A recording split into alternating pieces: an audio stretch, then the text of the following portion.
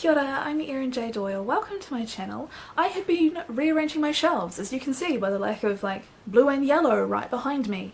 There will at some point probably be a video where I talk about the why of the rearrange and maybe show some of the rearrange before and after, something like that.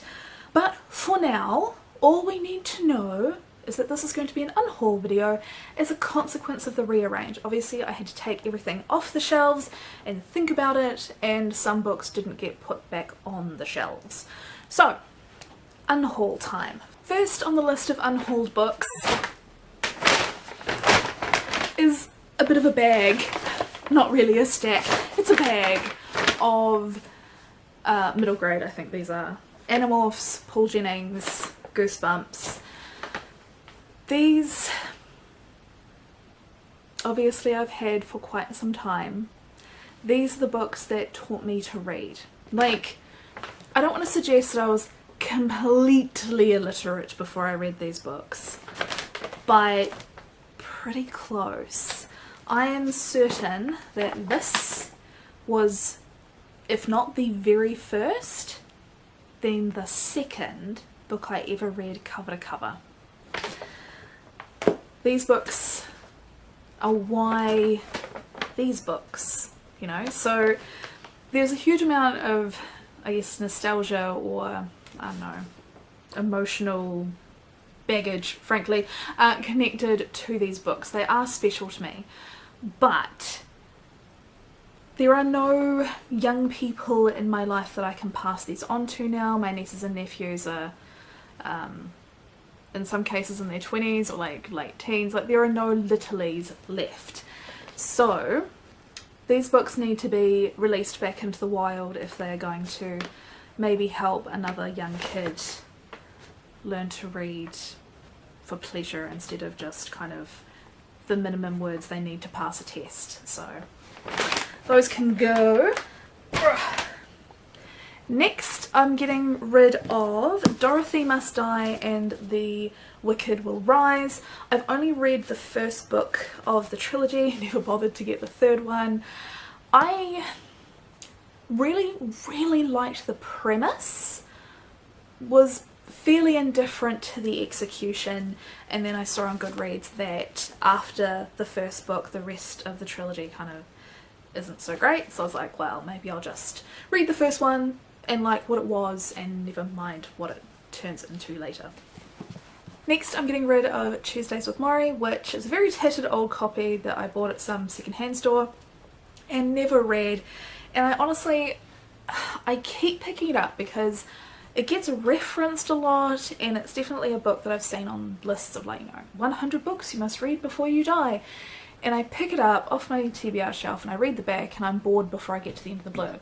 So I've decided that I'm just gonna release this one as well. I need to not use the word release too many times, it's weird.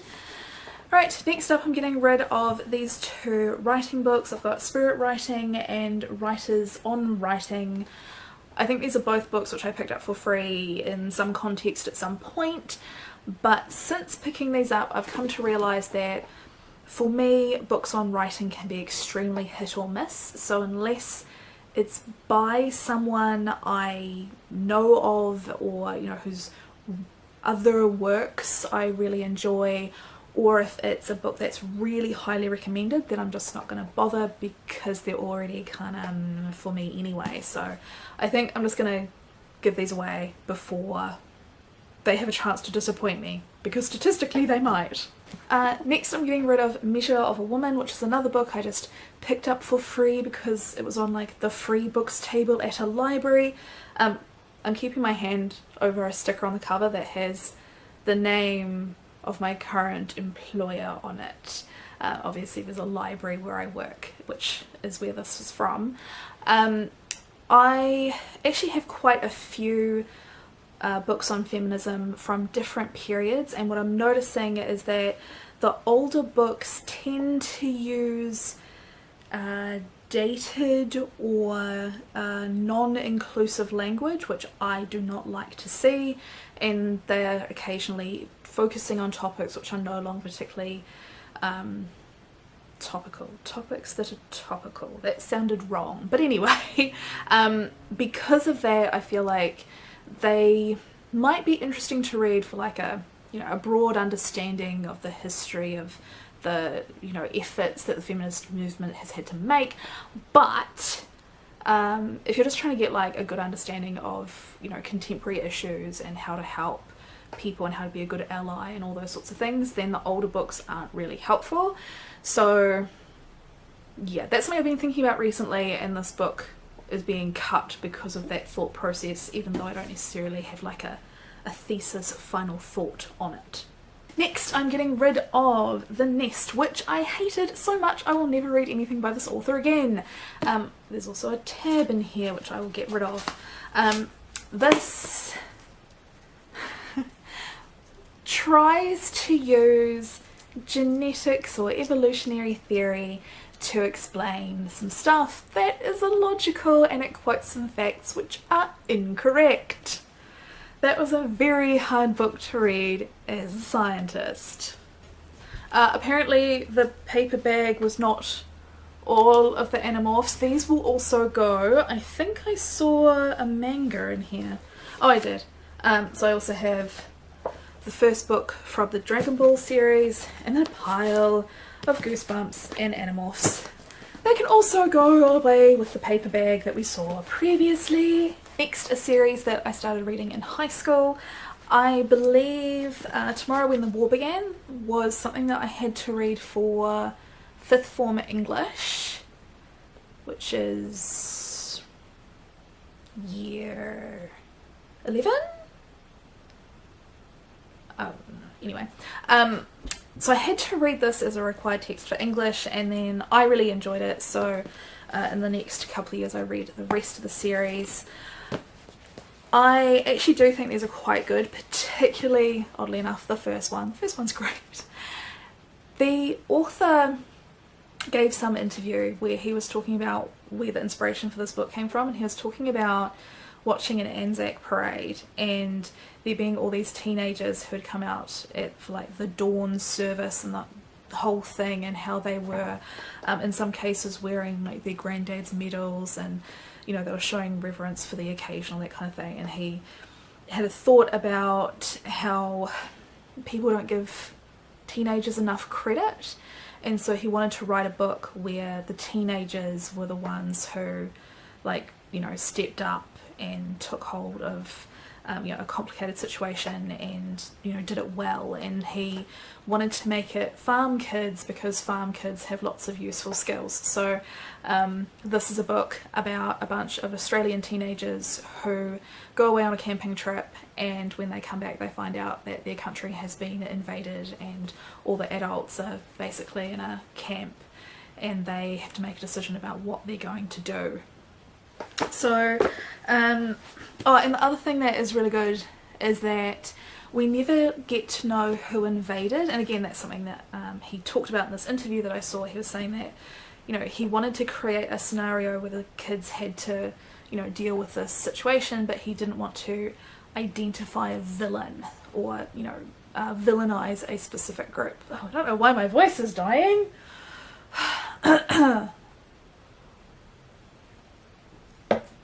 So, we know that the invading country doesn't speak English, but that's it. We don't get any idea of who it might be, and that's very deliberate, and I think that's really well done. So, I actually really highly recommend this series.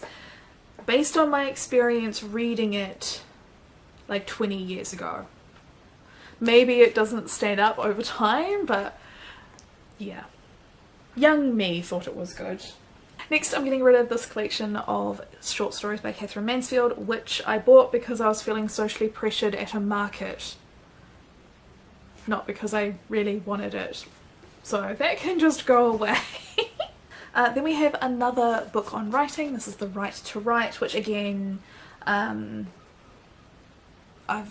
just going to give it away because I don't think I'm probably going to enjoy it. I have read most of The Artist's Way, which is by the same author, and I didn't get too much out of that, so I don't imagine I'll get much out of this either. But that is me just jumping to conclusions.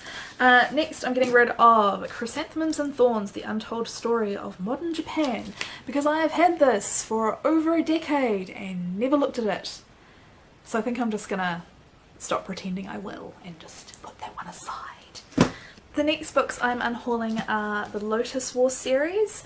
I was actually really disappointed with this because I think there are some good ideas in this series in terms of having a steampunk aesthetic, but instead of being based on coal, it's based on these lotus flowers and the consequences and costs of growing them and the environmental impacts. Like, that stuff was interesting. Unfortunately, as I'm sure many people watching this video will be aware, this author has a bit of a habit of doing things around cultural appropriation and mashing two completely different cultures together for his own convenience. This series also has, unfortunately, a couple of gay characters who die at the end. Like, once again, burying our gays, as well as the questionable cultural appropriation going on. So, yeah, sorry, I'm struggling with the dust jacket sliding off.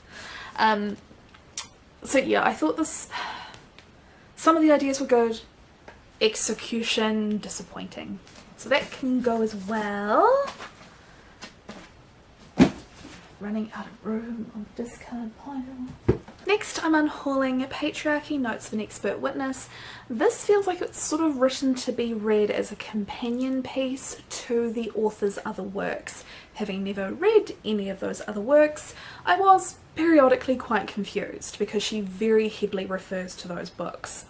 The first chapter was actually quite interesting nonetheless. It was talking about the treatment of women in institutions over a 100-year period, starting in the 1800s and finishing in the early 1900s, and it had first-hand accounts from women who had been in these situations, and that was really interesting. But then in the later chapters it got on to other feminist issues, and possibly because of when it was written in the 1990s, the language wasn't super inclusive, and it was starting to make me just feel a little bit like almost kind of uncomfortable. And then I hit a chapter that was just like, oh, okay, that's the final straw. There is an entire chapter dedicated to really heavily criticising another woman who is known for writing feminist works, and very heavily criticising and ragging on other feminists for like not being feminist enough. And I felt that there was a bit of venom there that prevented any kind of argument that might have had some legitimacy, and I do say might because I didn't finish that chapter, but yeah, it started to feel a little bit like sour grapes rather than logic and reason, and I just thought, I think this book is A, very dated, and B, possibly not being written from a good place, and that's affecting how it's being told. So I actually DNF'd probably about chapter 4.